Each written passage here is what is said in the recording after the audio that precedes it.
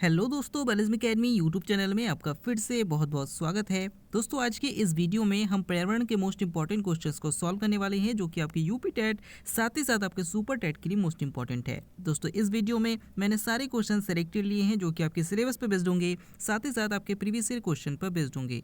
तो वीडियो को ध्यान से देखिएगा और वीडियो के लास्ट में मुझे जरूर बताइएगा कि आज के इस वीडियो में आपके कितने क्वेश्चन सही हुए। तो बिना देरी करते हुए चलिए शुरू करते हैं सबसे पहले क्वेश्चन से। सबसे पहला क्वेश्चन है, दक्षिणी ध्रुव की खोज किसने की थी? ऑप्शन आपके सामने है, Robert Peary, option B Amundsen, option C Copernicus या फिर ऑप्शन डी अरस्तु। इसका सही आंसर हो जाएगा ऑप्शन बी एमंडसन। दोस्तों, याद रखिएगा कि उत्तरी ध्रुव की खोज रॉबर्ट पियरी ने की थी, सौर मंडल की खोज कॉपरनिकस ने की थी, जीव विज्ञान का जनक अरस्तु को कहा जाता है और दक्षिणी ध्रुव की खोज एमंडसन ने की थी। अगला क्वेश्चन, पर्वतों का सागर किसे कहा जाता है? ऑप्शन आपके सामने है, Finland, option B Colombia, option C Myanmar या फिर ऑप्शन डी क्यूबा। इसका सही आंसर हो जाएगा ऑप्शन बी कोलंबिया। दोस्तों, याद रखिएगा कि जो कनाडा का राज्य ब्रिटिश कोलंबिया है, इसको पर्वतों का सागर कहा जाता है। तो याद रखिएगा, अगर आपसे पूछा जाता है झीलों का देश किसे कहा जाता है, तो फिनलैंड को झीलों का देश कहा जाता है। और अगर आपसे पूछा जाता है चीनी का कटोरा किसे कहा जाता है, तो क्यूबा को कहा जाता है। अगला क्वेश्चन, भारत के 13वें राष्ट्रपति कौन थे? ऑप्शन आपके सामने है, वीवी गिरी, option B Abdul Kalam, option C Pranab Mukherjee या फिर ऑप्शन डी प्रतिभा पाटिल। इसका सही आंसर हो जाएगा ऑप्शन सी प्रणब मुखर्जी। दोस्तों, याद रखिएगा कि भारत के 13वें राष्ट्रपति प्रणब मुखर्जी थे और इनका सन 2020 में निधन हो गया है। अगला क्वेश्चन है, अंतर्राष्ट्रीय न्यायालय का मुख्यालय कहाँ पर है? ऑप्शन आपके सामने है, Netherlands, option B New York, option C रूस या फिर ऑप्शन डी जर्मनी। इसका सही आंसर हो जाएगा ऑप्शन ए नीदरलैंड। दोस्तों, याद रखिएगा कि अंतर्राष्ट्रीय न्यायालय का मुख्य न्यायालय जो है वो द हेग नीदरलैंड में है। अगर आपसे पूछा जाता है संयुक्त राष्ट्र संघ का मुख्यालय कहाँ पर है, तो न्यूयॉर्क में है। अगला क्वेश्चन, सर्वोच्च न्यायालय के प्रथम मुख्य न्यायाधीश कौन थे? ऑप्शन आपके सामने है, doctor Nagendra Singh, option B Prafulla Banerjee, option C Harilal J Kania या फिर ऑप्शन डी बीजी खेर। इसका सही आंसर हो जाएगा option C Harilal J Kania. दोस्तों, सर्वोच्च न्यायालय के पहले मुख्य न्यायाधीश कौन थे? हरिलाल जे कानिया थे।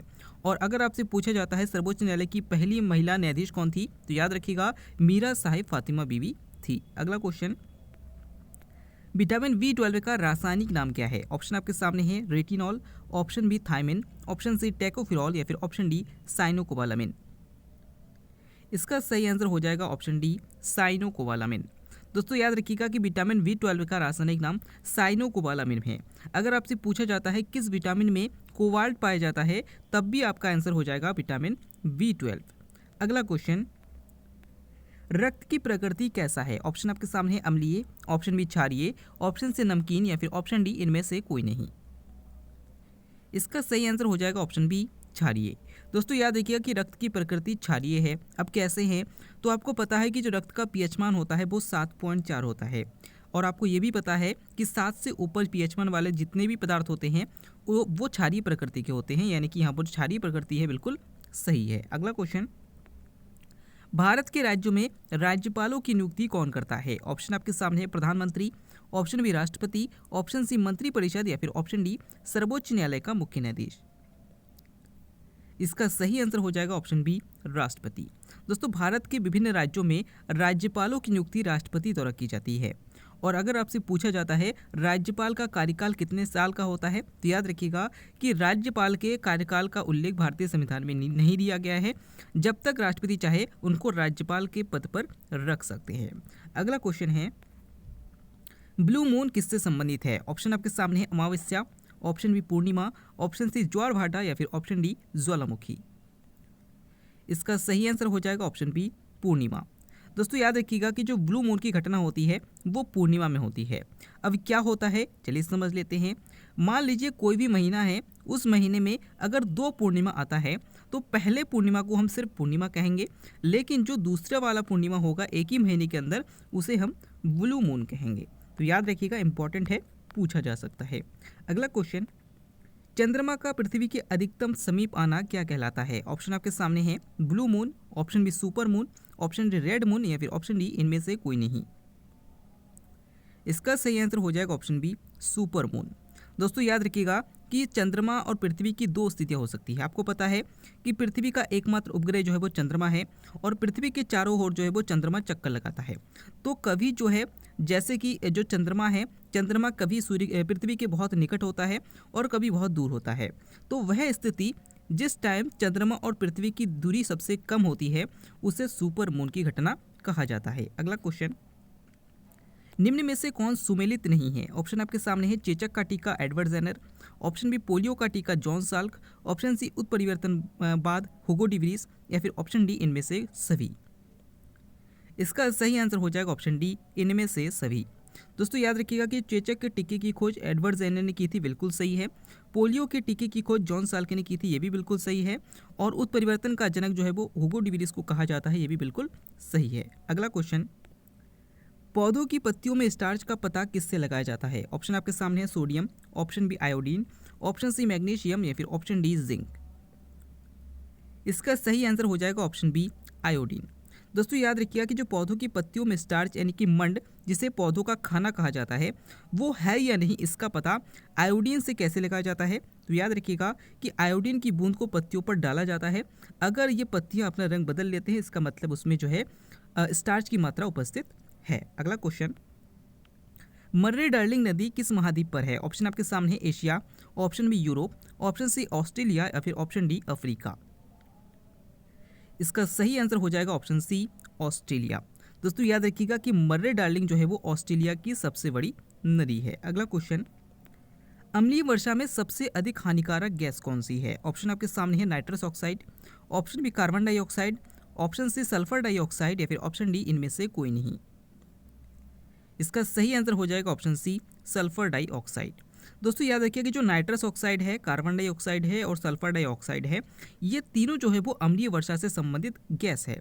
लेकिन जो सल्फर डाइऑक्साइड है वो सबसे ज़्यादा हानि पहुंचाता है अम्लीय वर्षा में। इसीलिए यहाँ पर आपसे पूछा गया है सबसे अधिक हानिकारक गैस कौन सी है, तो सल्फर डाइऑक्साइड इसका सही आंसर हो जाएगा। अगला क्वेश्चन, प्रशांत महासागर का सबसे गहरा गर्त कौन सा है? ऑप्शन आपके सामने है मेरियाना गर्त, ऑप्शन बी प्लूटोरिका गर्त, ऑप्शन सी जावा गर्त, या फिर ऑप्शन डी इनमें से कोई नहीं। इसका सही आंसर हो जाएगा ऑप्शन ए मेरियाना गर्त। दोस्तों अगर आपसे पूछा जाता है प्रशांत महासागर का सबसे गहरा गर्त यानी कि सबसे गहरा गड्ढा कौन सा है, मेरियाना गर्त है। अगर आपसे पूछा जाता है अटलांटिक महासागर का सबसे गहरा गर्त कौन सा है, प्लूटोरिका गर्त है। और अगर आपसे पूछा जाता है हिंद महासागर का सबसे गहरा गर्त कौन सा है, तो जावा गर्त या सुंडा गर्त इसका सही आंसर हो जाएगा। अगला क्वेश्चन, कौन सी नदी भारत और नेपाल के बीच विवाद का कारण है? ऑप्शन आपके सामने है गोमती नदी, ऑप्शन बी घाघरा नदी, ऑप्शन सी कोसी नदी, या फिर ऑप्शन डी काली नदी। इसका सही आंसर हो जाएगा ऑप्शन डी काली नदी। दोस्तों याद रखिएगा कि जो काली नदी भारत के उत्तराखंड में स्थित है, ये भारत और नेपाल के बीच एक विवाद का कारण है। अगर आपसे पूछा जाता है उत्तर भारत का एकमात्र ऐसी नदी कौन सी है जिसका उद्गम मैदान से होता है, तो याद रखिएगा गोमती नदी है। और अगर आपसे पूछा जाता है बिहार का शोक किस नदी को कहा जाता है, तो कोसी नदी को कहा जाता है। अगला क्वेश्चन, निम्न में से कौन सा एक बीजपत्री है? आपको बताना है कि इनमें से कौन एक बीजपत्री है। ऑप्शन आपके सामने है आम, ऑप्शन बी सरसों, ऑप्शन सी चना, या फिर ऑप्शन डी धान। इसका सही आंसर हो जाएगा ऑप्शन डी धान। दोस्तों याद रखिएगा कि ऐसे पौधे याद करने के लिए आप ध्यान रखेंगे कि ऐसे पौधे जिनकी पत्तियां लंबी लंबी होती हैं, ठीक है ना, और नुकीलीदार होती है, वो सब क्या होती है, एक बीजपत्री होती है। लेकिन जिनकी पत्तियां गोल गोल होती है और थोड़ा छोटी होती है, वो सारी पत्तियां कैसी होती है, द्विबीजपत्री होती है। तो इसका सही आंसर जो है डी है धान, बिल्कुल सही हो जाएगा। अगला क्वेश्चन, एथलीट फूड बीमारी किससे फैलता है? ऑप्शन आपके सामने है जीवाणु, ऑप्शन बी विषाणु, ऑप्शन सी कवक, या फिर ऑप्शन डी लाइकेन। इसका सही आंसर हो जाएगा ऑप्शन सी कवक। दोस्तों याद रखिएगा कि जो एथलीट फूड की बीमारी है ये कवक से फैलता है। अगला क्वेश्चन, जड़ों का विकास निम्न में से किससे होता है? ऑप्शन आपके सामने है मूलांकुर, ऑप्शन बी प्रांकुर, ऑप्शन सी बीजपत्र, या फिर ऑप्शन डी इनमें से कोई नहीं। इसका सही आंसर हो जाएगा ऑप्शन बी मूलांकुर।